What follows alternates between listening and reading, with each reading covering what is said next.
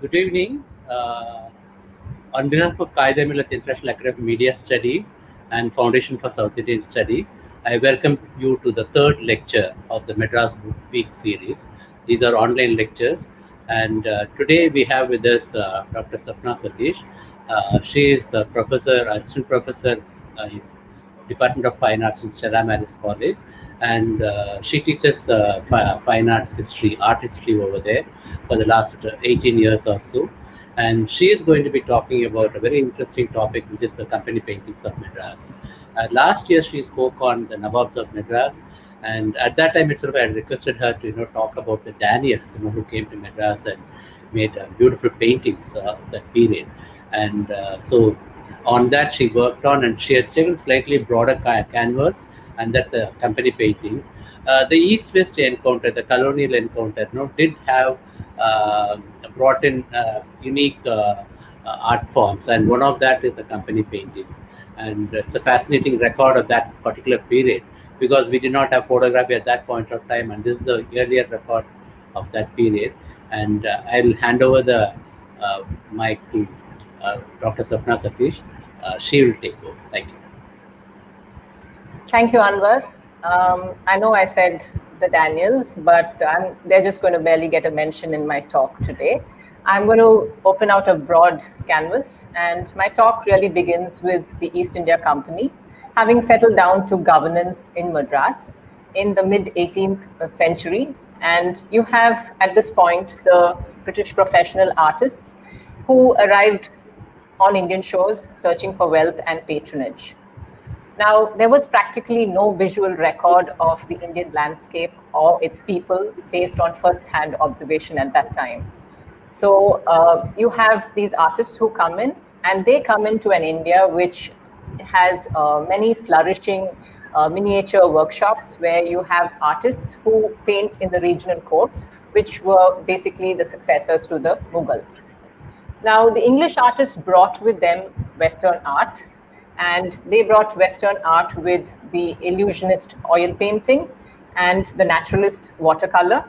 And along with that, they also brought new techniques. Those were engraving and aquatints with lithography. So you have all of this, but it's not just the techniques that they brought in.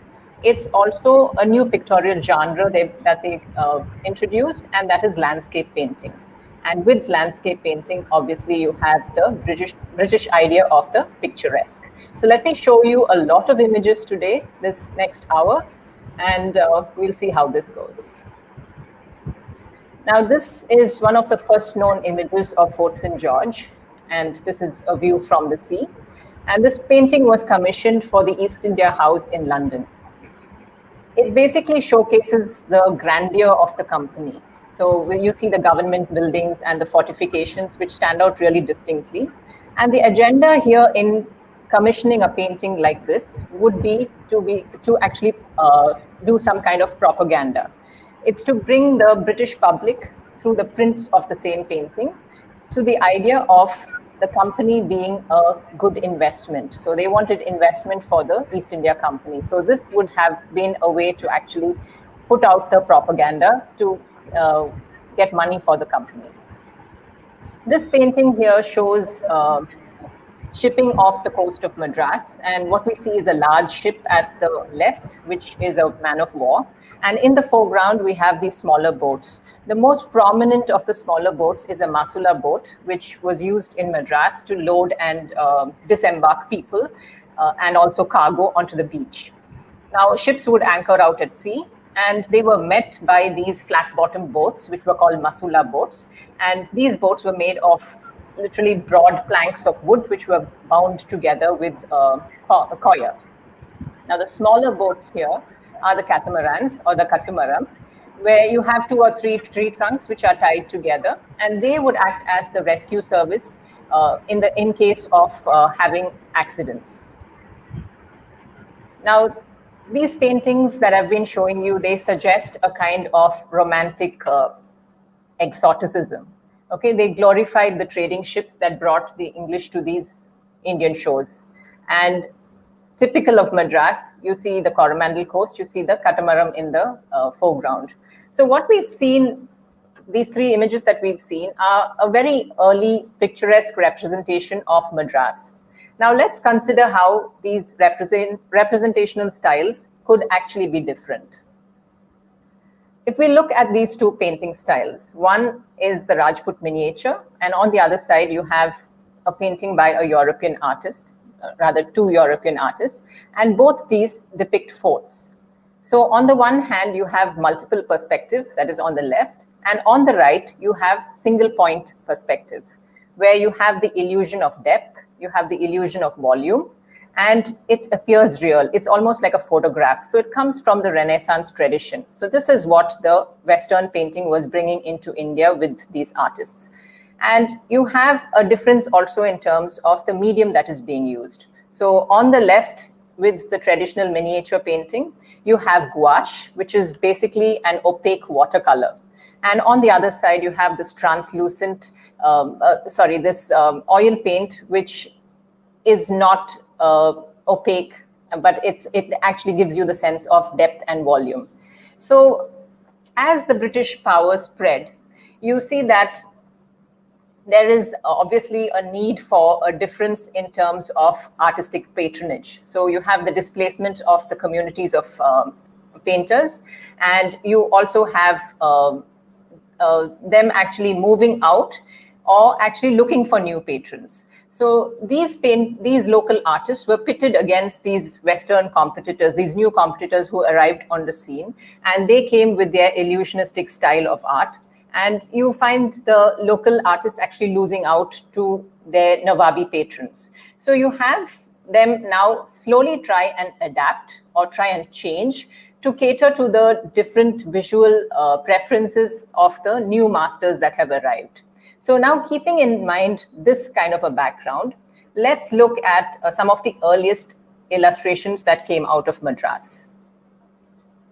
This work is by a native artist, but it is a printed book that was to which Edward Buckley, who was a surgeon at Fort St. George, he sent descriptions and drawings made by Indian artists of some 20 birds in Madras. If you look at the image, it says of Fort St. George. So he's very specific there. And this is one of the earliest accounts to include Indian birds. Okay, so you have these British naturalists in India who were usually servants of the East India Company. Most of them were surgeons, and this is by Patrick Russell. This publication is by Patrick Russell, who was later appointed a naturalist to the Carnatic. So he would really study plants, fish, serpents, and he in fact distinguished himself as a herpetologist. I know the name sounds familiar, Russell, and this is the Russell's viper that was named in his honor. So here you have Patrick Russell, who is using an English artist to illustrate what he saw in India. So he would have taken back the skins, and this English artist here, that is William Skelton, has illustrated these very clear drawings, and that's what is being published. You have yet another surgeon in the Madras Medical Service. This is William Roxburgh, who was a botanist and who was appointed naturalist to the Madras government in 1790. Now, he employed two native artists at his own expense. He states that very clearly. And the artist would most certainly have been told how to paint and what to paint. Okay, so it would have been pointed out to them how he would have wanted them to paint the flowers or the leaves, and especially the parts of the flower. So these illustrations were engraved and then published in his book. So what we have here is Indian artists working to the specifications of company officials. These artists, they made a major contribution to the study of Indian flora, and this was, I think, rather largely unacknowledged by the patrons. The problem really is that the artists really left no written records, so we have very little information about them, and the information that we have about them is only from certain references that are there, small references that are there in the documents of the patrons, and basically assumptions that we can make in terms of the painting styles and the techniques. So it's highly likely that Roxburgh's painters were also chintz painters. Chintz meaning painters of fabric. So this was what the Coromandel Coast was very famous for exporting in the 1780s. So these would have been textile painters, and their painting technique basically has strong outlines with a very simplistic coloring kind of nature. And this is really something that you would expect from someone who is painting textiles. Another surgeon in the East India Company, this is Robert White, and he spent his entire professional career in South India. And his major achievements were really with botany. He was known as an economic botanist. He's known for introducing American cotton in India, and he's also a leading taxonomist. Now, while this book is something that he published as a scientific survey, the botanical illustrations are really what we would like to look at, and that is because they are really outstanding works of art. So like most company officials, he also employed Indian artists, and they used brightly colored illustrations to which really suggest a melding of the East and the West. So if you look at what Indian artists would have been trained as, they would have been trained in the Mughal painting style, which means they would use very rich colors, and this would be got by using this opaque watercolor technique, which is by the addition of gum Arabic, which would be called gouache. Okay, but the Westerners were not really very fond of this opacity, and they appreciated a more transparent watercolor form. So that's on the one hand in terms of technique. On the other hand, you have an Indian tradition where floral illustration is mainly something that is design oriented or a lot of pattern. Whereas on the other hand, these scientists here, these pre-Darwinian Western scientists, they are concerned with representing a species. Okay, so they want the magnified analytical kind of look in their illustrations. So what they were really bothered about naturalism and also about it being very accurate in terms of perspective. So this combination is what resulted in this new synthetic style, literally a melding of East and West. And this is a new kind of botanical illustration that came about. And this is one of the types of company painting. This is yet another of White's book. And what I want you to see here is the name at the base. So it's the magnified bit on the left. So White was one of the first naturalists to credit these Indian artists by name. So you have two Indian artists, Rangaya and Govindu. And if you look at this image, you'll realize that this is the Moringa. Now, South Indian artists seem mainly to have come from the school of artists based in Tanjavur, and they were usually Telugu-speaking and of the Raju and the Naidu castes. And these people probably moved down south with the breakup of the Vijayanagara Empire. Now, besides these Indian artists who painted for these naturalists, there were others who painted, and they painted both flora and fauna. Okay, so there were numerous European amateur artists and many women artists who made beautiful watercolor studies. So this is a work by Elizabeth Willem, whose husband became a judge in Madras in 1800. And she drew birds with very naturalistic postures with great accuracy. And she paid meticulous attention to the layering of the plumage. Other women artists, this is much later, this is in the early 20th century, not really from the company period, rather from the time of empire. But I'd like you to just look at these beautiful images. So here we have Lady Beatrix Stanley, who was a very keen gardener, and she illustrated these plants and sent her drawings to the Royal Horticultural Society in London. Her husband was a governor of Madras, and for 1 year he was acting Viceroy of India as well. These are from a book which is called The Bourne Album. Okay, this is by Lady Emily Bourne, and she collaborated with her husband, who was an administrator in the East India Company. And she along with a group of friends who she mustered together, they collected and catalogued plants from South India.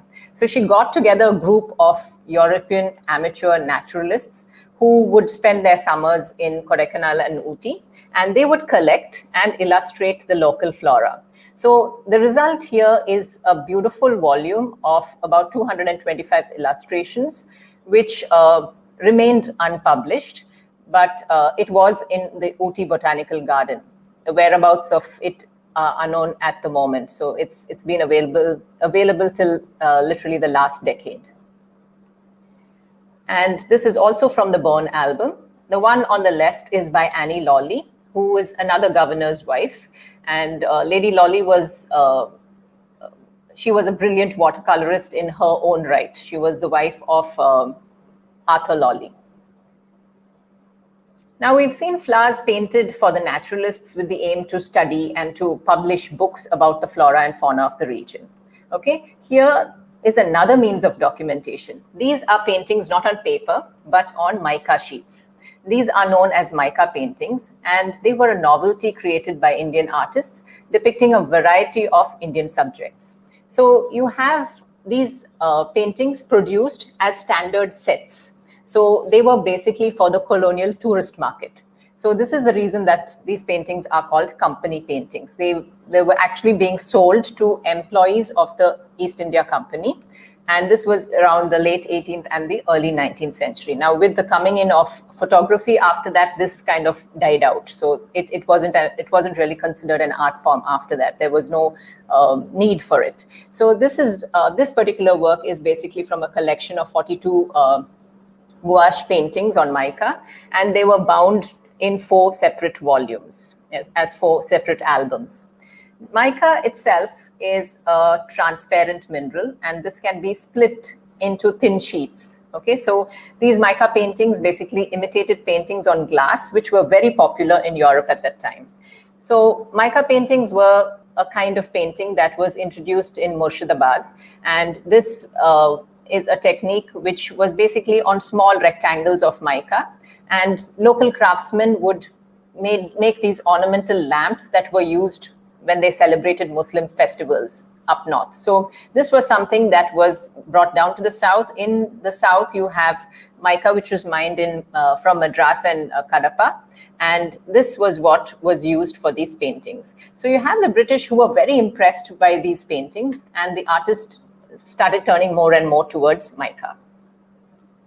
This painting comes from a set of 34 mica paintings of birds, and you see the fine level of illustration in the detail on the right. The image on the right is just a blow up of the actual painting. So you have enough detail to actually identify the bird.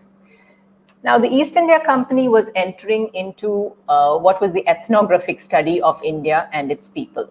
They documented the places, they documented the people and the customs. They often isolated the people or the customs or whatever they were showing against a white background. So it was almost like an archival documentation, a form of study.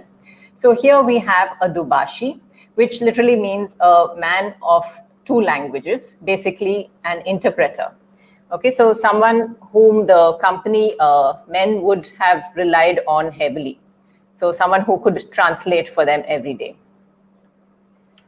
And these mica paintings were really individual paintings, and they were put into sets. So they were either sold separately or as albums, and they depicted castes, occupations, methods of cultivation, procession scenes, ways of conveyance, and so on. So these sets were literally mass produced. So you would have families sitting together and just churning them out, and the quality was often just rather competent and quite dry. So nothing really spectacular. It was very ordinary, very prosaic.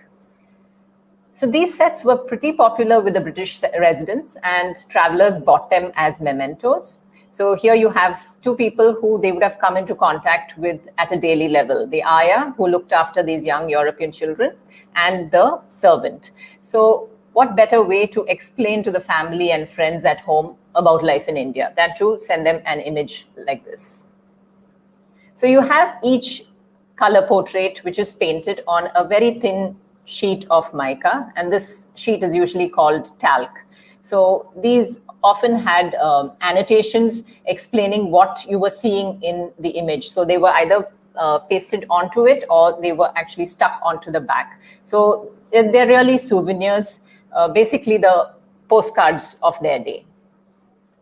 So besides castes and occupations that were portrayed, they also had something that was more documentative. So here you have a set of palanquin bearers. So really documentation in a very dry and prosaic way. This is an image that would have been seen quite often, the Nautch, which was basically a dance which was performed by professional dancing girls with a group. Okay, so it would be like a troupe of musicians and dancers who would travel around performing the Nautch. They were entertainers. Something like this, a group of snake charmers, certainly adds exoticism to the idea of India. So the Mica paintings would have been something that really fascinated an 18th century Western audience. Landscapes also featured in these Mica paintings. And this is almost like the touristy postcard of a few decades ago that we are familiar with. And given the nature of the mica, that it was smooth and painted with opaque watercolor, a few chips that you see like in this image and small areas of paint loss, they were always quite normal for these works. Now, this probably would have been quite a winner when it came to souvenirs, because it documents the catamarans on the high sea into Madras. So in the distance, you see the Masula boat that we saw in the early oil painting. And that Masula boat is filled with goods. And this would have been literally the first dramatic experience of India, which awaited a traveler who would arrive onto the Madras shore.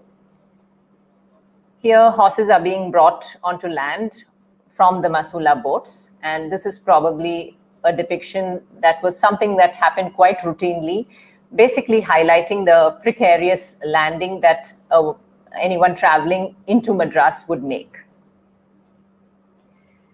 Now, here's another representation of water. So where we saw one representation of water, which actually tries to look more Western, looks more illusionist.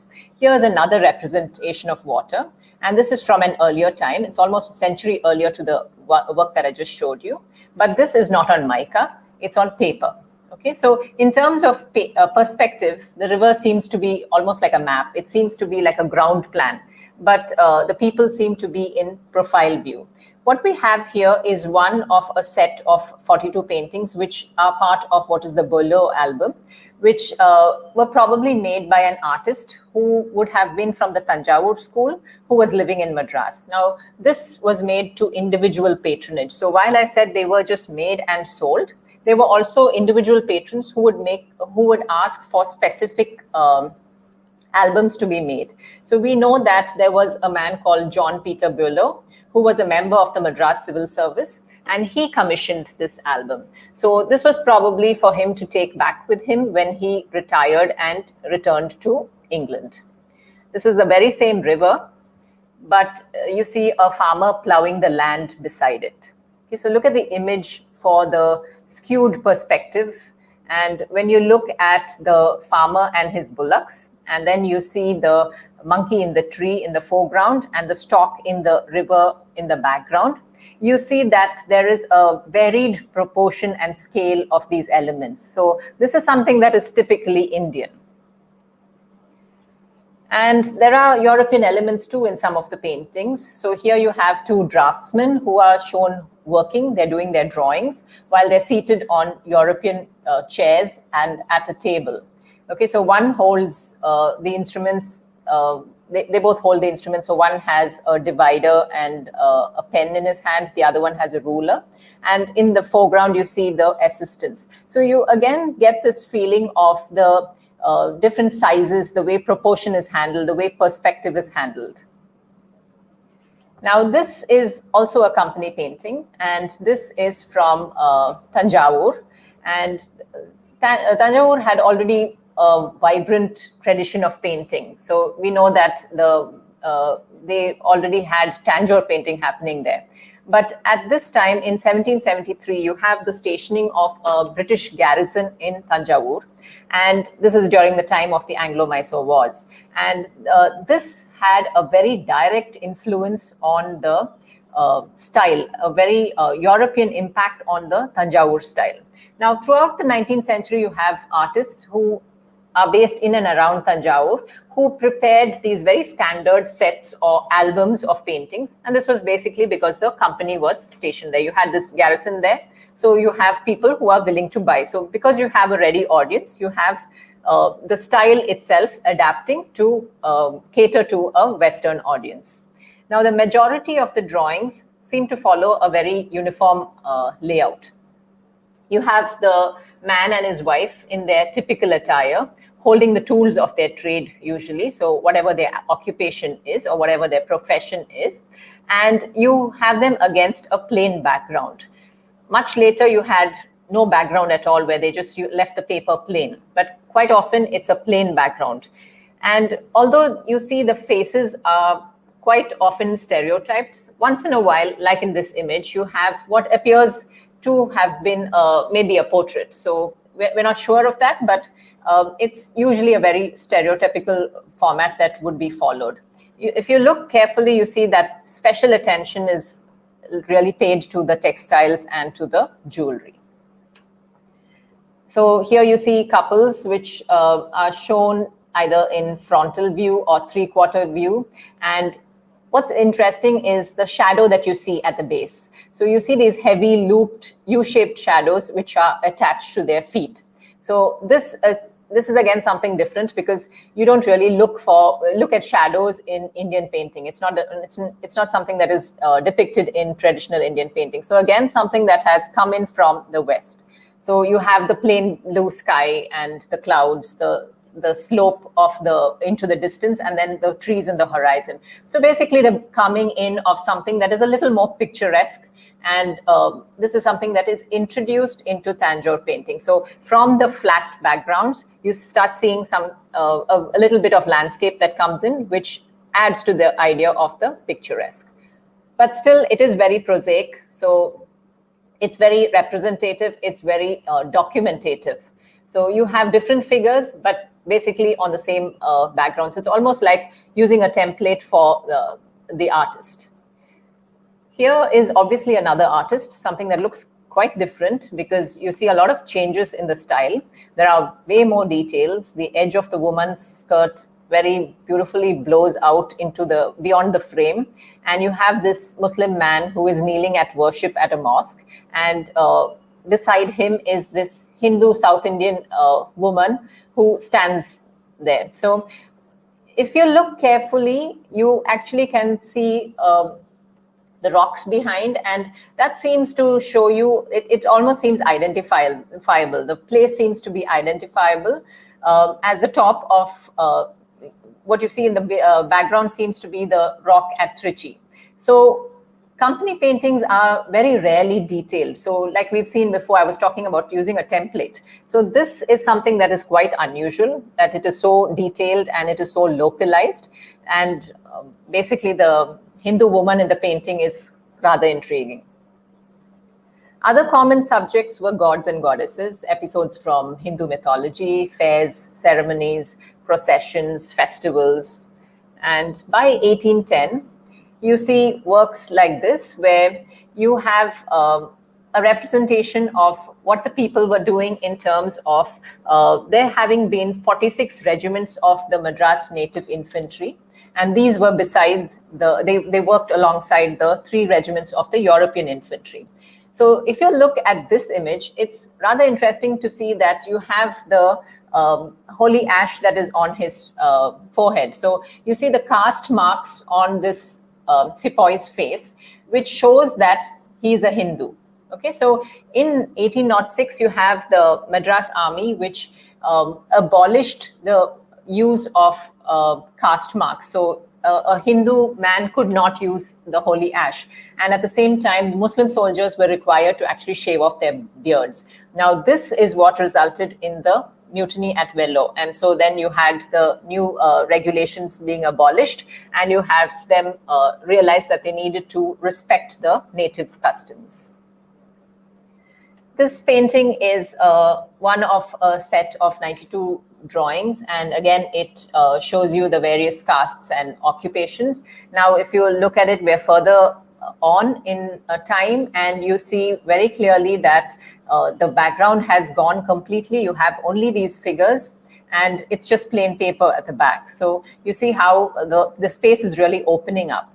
It also has this very flowery hand, 19th century hand, which explains what you're seeing there. The word Kamsala is used in the caption, and it's basically a very general designation for an artisan. It's not necessarily for goldsmiths, but that's what you're seeing here. You actually need to look at the detailing that goes into the ornaments and to the textiles. This artist also seems to use a rather miniaturist technique, in the sense that he uses very minute dots of color with very gentle shading for the faces. So you see again the costumes, the jewelry, and the documentary precision with which the artist is working. While the albums that we've seen so far, you have these two figures placed side by side, and it's essentially very static. In the later period, you have figures which were assembled more into groups, and sometimes even into processional scenes. So this is from a set of really fine paintings where the artist uses a rather subdued and very sensitive palette with a very realistic rendering. And this is from the same album. And here the military uniforms are shown with documentary precision.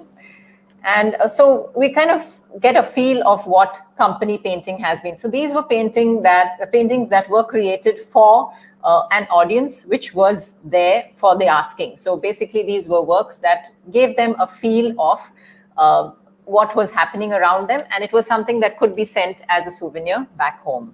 Now at this point, I'm going to change track. Okay, so for while these company paintings were being made, these are not the only paintings that were being created at this time. So this was not the only thing. So what we've seen so far is that we've seen paintings that were either in the gouache technique, either on mica or on paper. But at this point, you must also remember that we have the European artists in Britain, the British artists who are actually seeing India as a new market, somewhere where they can make their money. So if you go to the lower half of this, you will see that this is basically the minutes which actually document permission to travel for an artist. So just like in the other professions, you have artists who wanted to come to India, who intend to come and work in India. They would have to submit an application, and this would have to be backed by securities in England. So once they did that and they got permission to actually travel to India, they would have to make this long journey to India. Now, this was not easy. In the first instance, it wasn't easy to get passage on a ship, because all the ships were actually run by the company itself. So, and the artist was not seen as the most important figure here. So in the 18th century, it also took about a minimum of 4.5 months to make that journey across the sea. So if you, that is from England to Madras. Now, at some points in time, this journey would take even as long as 8 to 10 months. So it wasn't easy. But working in India would have been seen as a really good way to make money. Now, especially given that the situation in England for artists was not really great. So we have artists who came out to India, and Tilly Kettle was the first significant British portrait painter to work in India. So Kettle was in Madras for 2 years, and he painted portraits for the company officials as well as scenes of local life. Now, he made such an impact here that at some point you had the Nawab of Arcot actually commissioning him, and this is one of the portraits that he created of the Nawab. Now, the Nawab had quite recently just moved into the new Chepauk Palace in Madras when he'd moved out of Arcot, and he entertained rather lavishly, and he would adopt these very European manners to get the British on his side. Now, he became aware that this oil painting was a very popular genre, this portrait painting, and he commissioned these large oil paintings of himself from Kettle. Now, what he would do with those paintings were quite often they would be given as gifts. So if a governor of Madras was retiring, he would be given this gift, this portrait, and that the governor could take it back with him to England. He also sent paintings of his portraits to King George and Queen Charlotte. So, and he got their portraits back in return. So this was something that was commonly done at that point in time. So the first portrait that Kettle created of the Nawab of Arcot actually included Muhammad Ali's sons. So you have the Nawab and his 5 sons. Now this was painted as a parting gift, and when it went back to London, it was exhibited at the Society of Artists the following year. This is probably a fragment of that group portrait of the Nawab of Arcot and his 5 sons. This was a painting that was cut up, and this is the only piece that we see remaining. So it was probably cleaned and cut down to remove the sons so that it would probably fit in a particular position at another house. So it's important to know that this painting was the first oil painting of an Indian potentate and his family to be exhibited in London. So you can imagine the kind of sensation it created in its display of Indian wealth. Now, besides painting Indian royalty, Kettle also painted Indian scenes, and these were also exhibited in London. Now, as a custom, if we think about Sati, it's something that is horrid. It was something that was really horrible as a custom, but it was something that fascinated Europeans. And Kettle really idealized this very romantic view, which is very distant from what it was in real life. So the picturesque became a part of the romantic sensibility of the 18th century, and that is how you find that he has painted a young and elegant South Indian Hindu widow who calmly acknowledges the Brahmins who are prostrating at her feet, while you see the men, the women and the children, her family probably, who look on very sympathetically. Here's another portrait of the Nawab, but this is by another artist, George Willison, and he arrived in Madras just as Kettle moved to Calcutta. And he became the official painter of the Nawab of Arcot, who commissioned many such full-length portraits. This one was sent to King George III, and so is in the National Gallery of Scotland at the moment. Now, the Nawab was fabulously wealthy, and I think you can see that in this detail. So his robes were threaded with pearls, and he wears some really impressive diamonds. So what we have here is a rather interesting mix. The use of Western convention of painting with a very proudly Indian sitter, an Eastern sitter. So you have Western convention in painting, Western technique, and the exoticism of the East. So basically, this is a melding of the East and West again. And in fact, the Nawab introduced some British ways into his court. So he had tea at breakfast, and they started sitting on chairs rather than cushions. This portrait, again by Willison, is rather clever because, and that's in the context of its backstory. So you have the Nawab who made a secret will naming his second son, who is his favorite, Amir-ul-Umara, and he was named as his successor. So you have, that's the reason for this portrait here. So he's portrayed with his second son and his grandson. And this, in fact, then becomes a portrait which documents the family lineage and basically creates the dynastic credentials. So you're literally authenticating the next generation's right to rule. Now, these are not the only portraits of the Nawab and his family. Besides those large oil paintings, there are also many miniatures. Now, these are by John Smart, Okay, he was a highly gifted miniature artist who spent about 10 years in Madras, and he was a miniature painter to the Nawab of Arcot. Now, these beautiful works are, the size of them is about 5 centimeters by 4 centimeters. This is again by John Smart, and this is thought to represent the Nawab's grandson. Now, many such portraits would have been painted by Smart, and he catered to most of the important residents of Madras. Both the civil service and the military sat for him. This is of Charles and Lady Oakley, who Charles was the governor of Madras. So these miniature paintings were in vogue in the late 18th and the early 19th centuries, and they were usually mounted with diamonds and used as dress ornaments.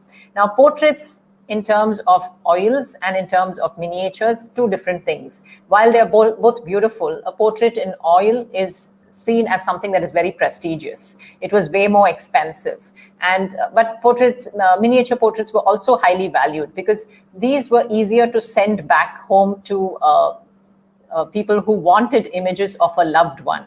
And unlike an oil painting, which was large and was not easy to actually send across the sea, and something that would also deteriorate much faster in the clammy weather in Madras. So these are portraits that were created by the Western artists in the illusionist style, and something that was very well received in India. Now, besides these portraits, there is yet another genre of painting that gained importance for a very short time, and this is because of the political situation in Madras at that time. So the Madras presidency, the history painting, and this history painting was important mainly due to the wars with Tipu Sultan of Mysore.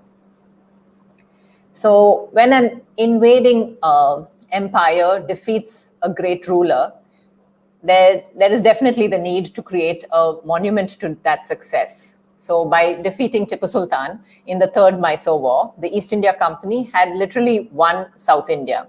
And this is how they used art to say that story. So these are history paintings, large in size, oil painted, and literally huge. Okay, so you have Robert Home, who was an artist who accompanied Cornwallis's army in Mysore. So he traveled around with them, made sketches on site, and these were converted much later into oil paintings, and then they were made into prints. Oil paintings are large, they are very expensive, whereas prints can be made over and over again. They can be repeated, and so it becomes cheap, but it also is a good way to disseminate. So you have them literally go everywhere. So basically what he's depicting is the handover of Tipu Sultan's sons as hostage. So this is in the Third Mysore War. It's in the Fourth Mysore War that you have Tipu Sultan dying. So this was a period which was really good in terms of history paintings, where you have the drama that is portrayed by these illusionist artists. Here's another artist and another version of the same event. And basically, this is a very important event. And so you had it depicted many times in many different ways. So with that, let me move to yet another aspect of the story. So the picturesque aspect of the story, the genre of landscape painting. You have two major names in landscape painting in the late 18th century India, and they were William Hodges and the Daniels. Now, they produced large oil paintings of Indian scenes, which were later made into prints. Now, these landscapes are literally dominated by the land, which looks very weathered. You have this thick foliage, and usually it has ancient gigantic architecture, which is very Eastern and in ruins. And they made the human beings look very small. So landscape was very important. The human beings became very small. And another way of doing this would be to create the picturesque, would be to divide the picture space in the ratio of 1/3 land and 2/3 clouds. Okay, and this itself, this gave this very alluring sight, and this is what we know as the picturesque. So you have Thomas and William Daniel, who were uncle and nephew, and they started in Calcutta, and then they traveled all over the country, actually painting and creating a group of images that they would later publish as their masterpiece in an album called Oriental Scenery. So their early views of Madras are totally exquisite. So this aquatant basically shows the sea breaking heavily against the coast, and you see something that we've been seeing a lot of. You see the boats, and in this image you see again, remember the Masula boats that I mentioned? So you see them bringing people and goods from the ships. So here you have the Masula boats which have beached, and you have women who were the passengers on the ship. They are tied onto chairs and carried through the waves to their waiting palanquins. So this would be the preferred mode of transport at the time, the palanquin. The only other choice that they would have, obviously, is the bullock cart. So we saw reference to the palanquins earlier in the company paintings as well. Well, this was the rather inelegant entry into Madras.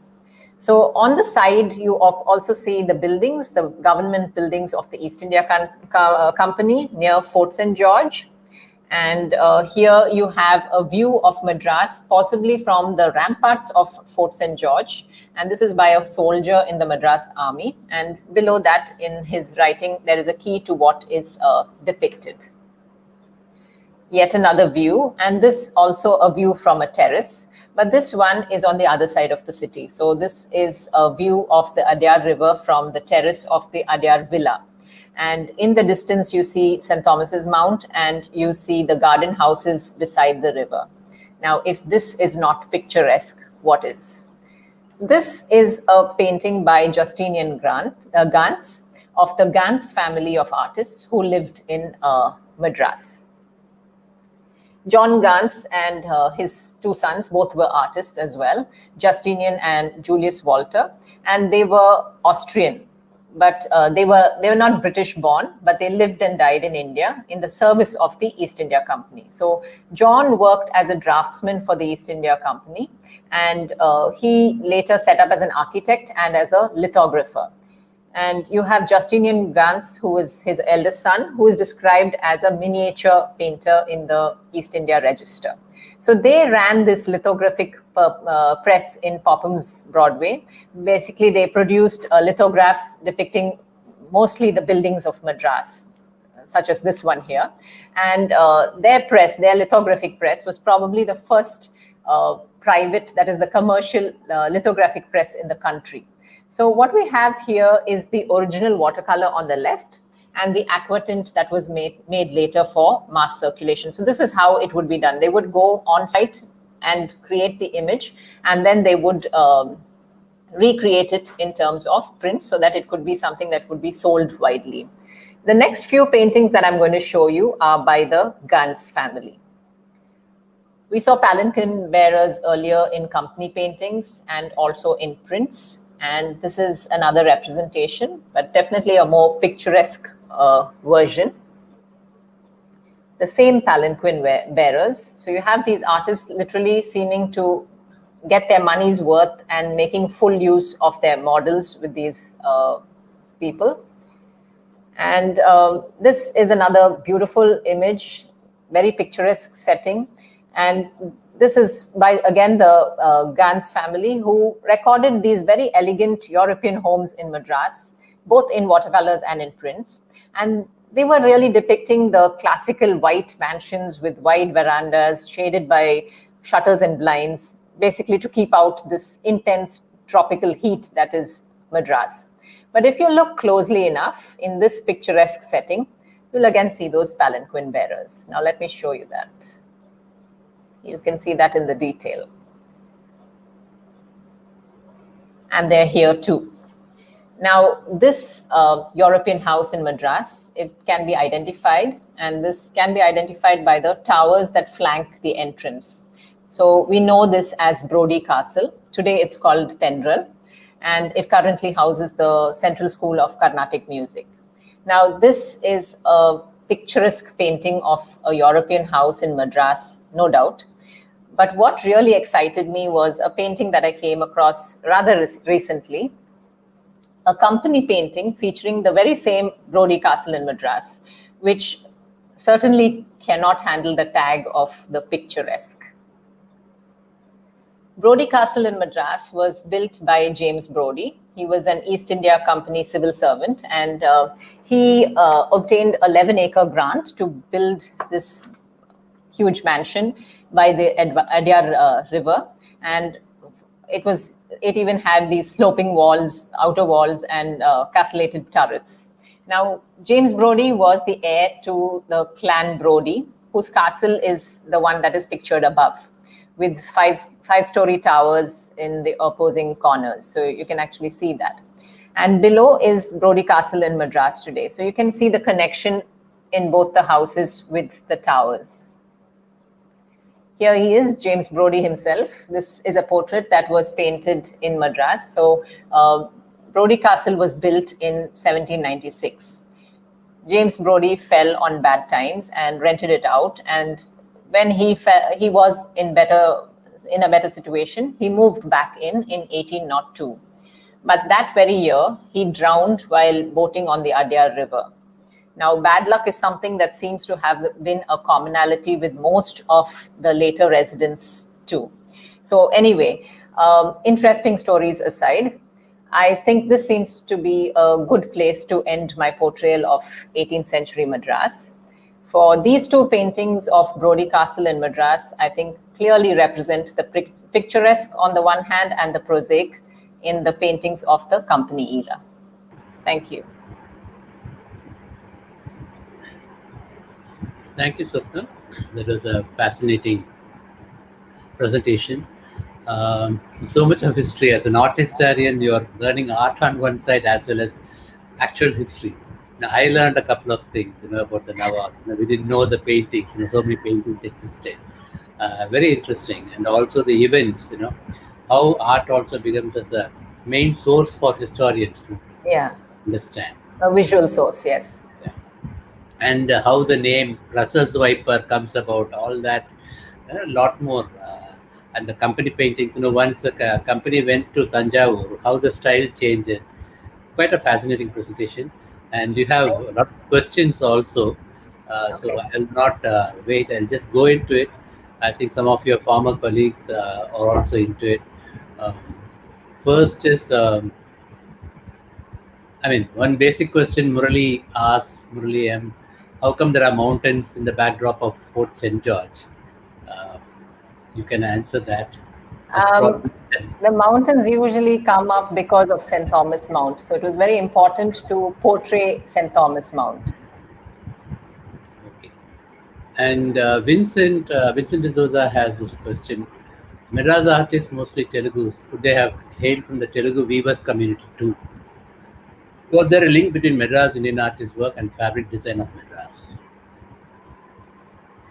Definitely, it would have been the same people who would have been painting. So they were not trained as company artists. They would have been artists in whichever form that they were doing. So they were basically artisans, and they would be literally taking on this new opportunity that came their way. So there is no definite distinction to say that it was only members of this caste. So we don't have that kind of information. So we do know that the Raju and the Naidu castes were involved, and this is from the Tanjavur area, but we're not really sure about anywhere else.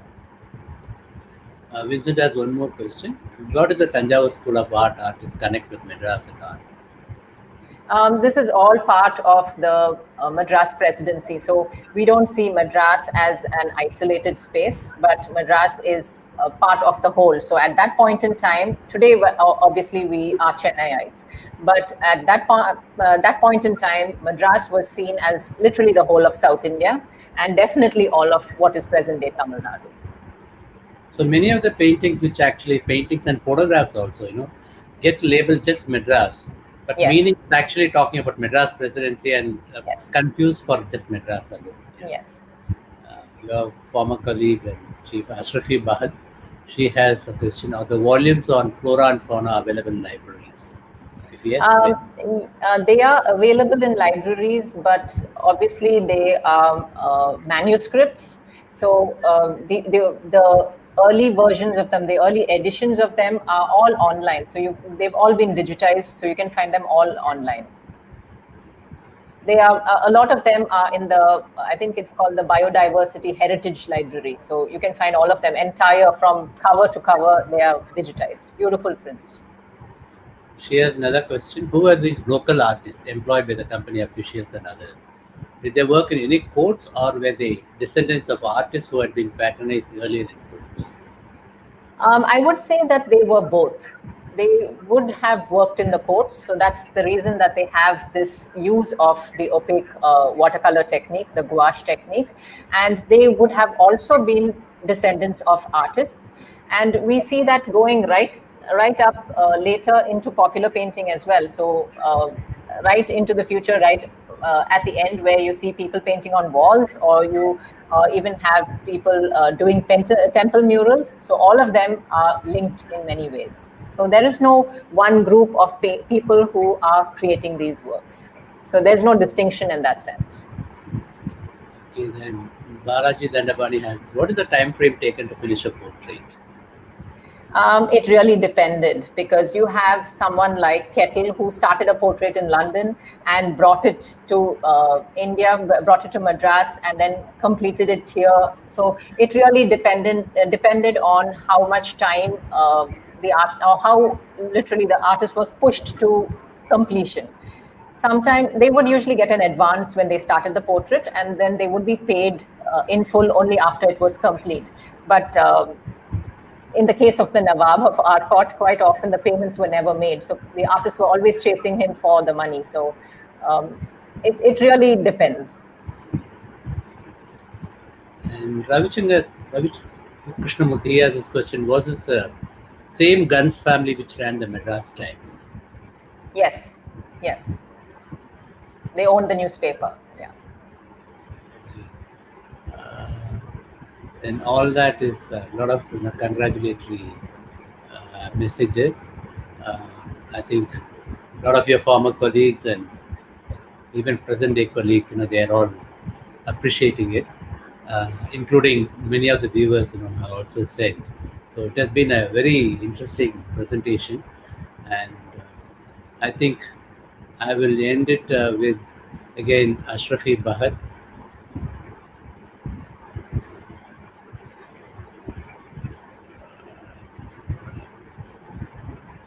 There seems to be still questions coming, and Ashrafi Bahar says an insightful, informative presentation, Swapna. But this is a subject that hardly has attracted much scholarship, which is very true. So we are really delighted having you do this.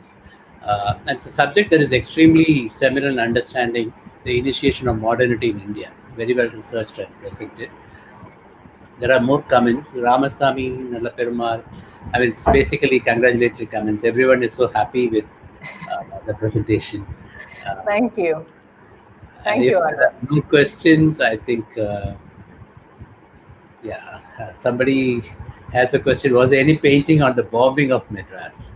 That's almost like 20th century we are talking about. I think he's talking about. Emden, I think there's a photography. My area here was the 18th century, really. So, okay. Yeah, that's much later. So we have Sushira also, saying great presentation. So thank you, Swapna. It's a wonderful. Again, last year also you did a very wonderful presentation on the Nawabs of Madras, which is not the Nawabs but the English Nawabs. And equally, this time also has been a very fascinating presentation. I'm sure we'll be able to do something next year also. So I thank everyone on behalf of QIAMS International Academy of Media Studies and Foundation for South Indian Studies. Let me end this with a presentation for tomorrow. Tomorrow, I am going to be talking on the Arcad Nawabs in Madras at the same time. And day after tomorrow, it's going to be another interesting presentation, which is a fight for Madras. The city.